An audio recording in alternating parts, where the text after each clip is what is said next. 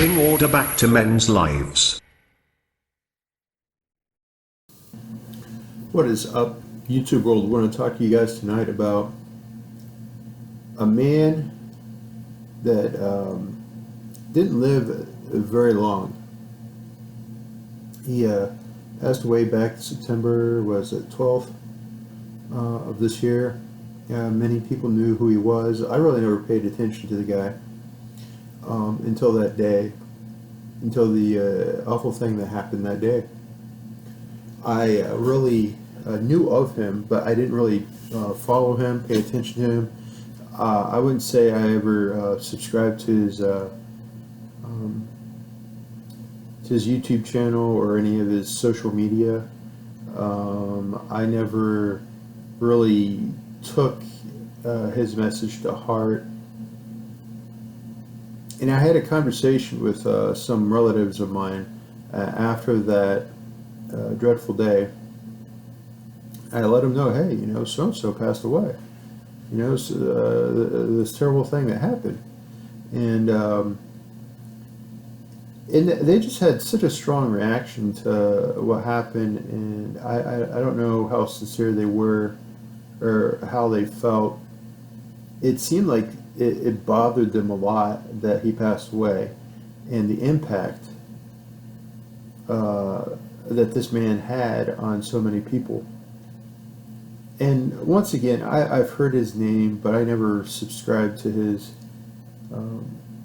social media platform. And ever since that he passed away, I went about myself to check out more who he is, where he stood. So I started watching many of the YouTube videos that he had interactions with college students, right? I'm more of a Paul Washer, John MacArthur, and so on. Some that will listen to them over listening to a younger guy on a college campus confronting students that are going to college, right?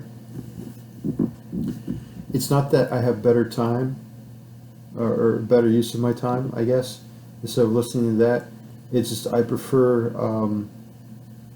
a more traditional way of studying the Bible. I think what he has done is a very good platform to address the social ills that we have going on in our society, especially on the college campuses across America and in Europe.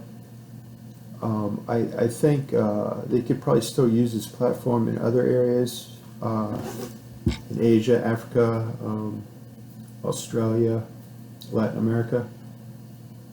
I think the idea for the layout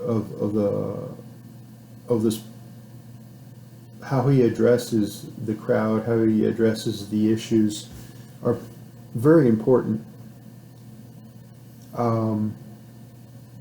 In addressing such topics and explaining to people that they're in error or that they need to investigate what they're doing with their lives, because a lot of people just go from high school to college because they don't know what else to do with their life. So they're like, well, I'm going to get a college degree, then that's going to guarantee me a job, and that's going to following steps after that. Because one logical step makes to another logical step. If done in with a plan, right? Like goals. It has to be measurable. It has to be clear and concise, and it has to be. You got to be able to accomplish it, and meaning it has to be realistic. And if you like this idea of planning, organizing, all that, the Bible encourages you to do that plus, right? All the smart talking heads, I've mentioned this many times before on my YouTube channel, about it's good to plan, right, for the future. And a lot of the talking heads in the business section, authors, have gotten their information are very similar topics. 1 Minute Manager, on and on and on, Thinking Real Rich, on and on and on. A lot of these principles come from the Bible. Basically old sayings that have been written down in the Bible and have been taught in different ways, hashed in different ways, resaid, reworded. Deuteronomy, I believe it's in Deuteronomy, it says nothing's new under the sun. So back to Charlie Kirk. My point for bringing this up is I feel that Charlie Kirk was more of a role model for younger people than for my age. I'm probably about 10, 15 years older than Charlie was. I think his wife and children were blessed to have this man in their lives. I think this man was a Christian, from what I can tell. I would,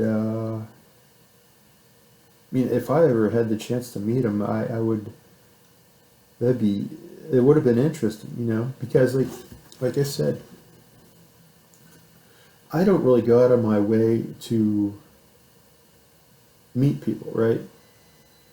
Especially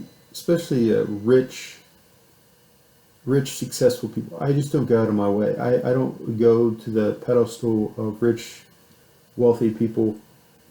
And if you're rich and wealthy, great, good for you. But my point being is that's one of the many reasons why I don't really know about him until he passed away.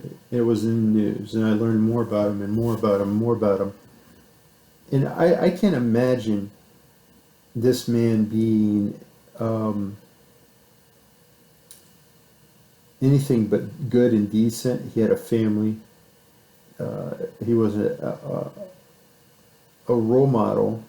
He knew wealthy and powerful men throughout the world leaders. He broke bread with them. He sat down at the table with many Christian leaders out in Arizona, California, and so on around the country.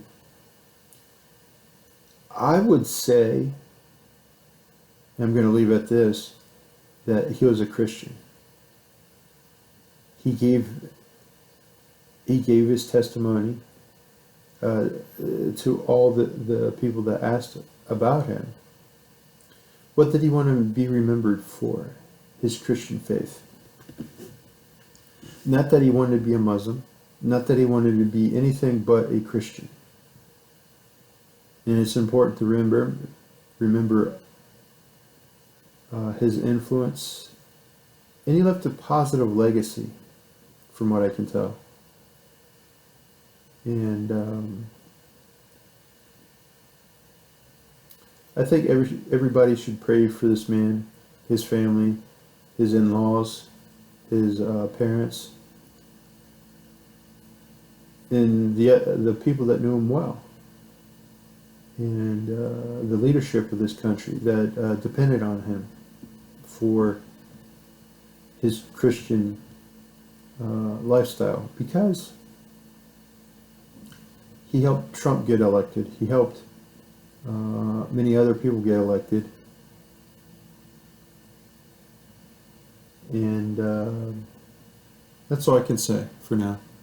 If you like this video, like and subscribe. As always, stay tuned for more.